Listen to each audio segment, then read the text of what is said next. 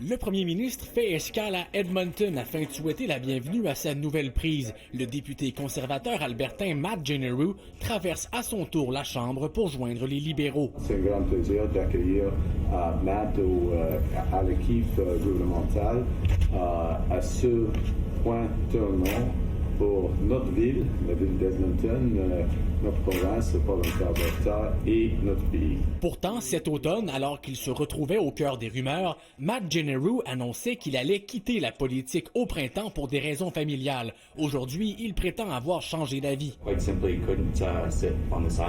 Je ne pouvais pas rester à l'écart après avoir vu l'agenda ambitieux du premier ministre, dit-il. Son discours de Davos l'aurait convaincu.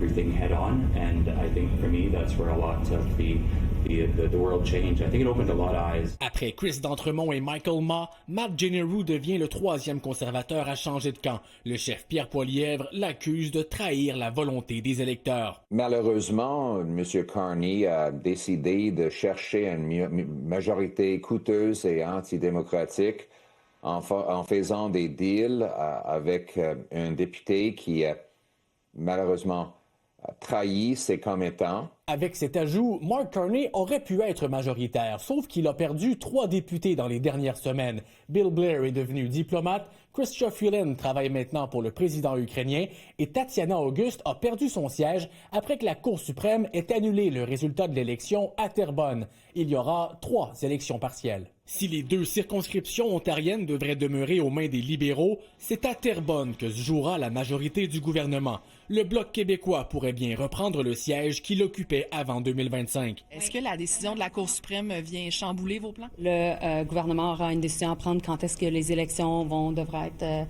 déclenchées, mais on en prend acte. Et à ce moment-là, on aura une très bonne candidate. Si jamais les libéraux devaient échapper Terrebonne, une autre fenêtre pourrait s'ouvrir, advenant que les rumeurs envoyant le néo-démocrate Alexandre Boulris chez Québec solidaire se concrétisent. Olivier Ferron-Boissé, TVA Nouvelle, Ottawa.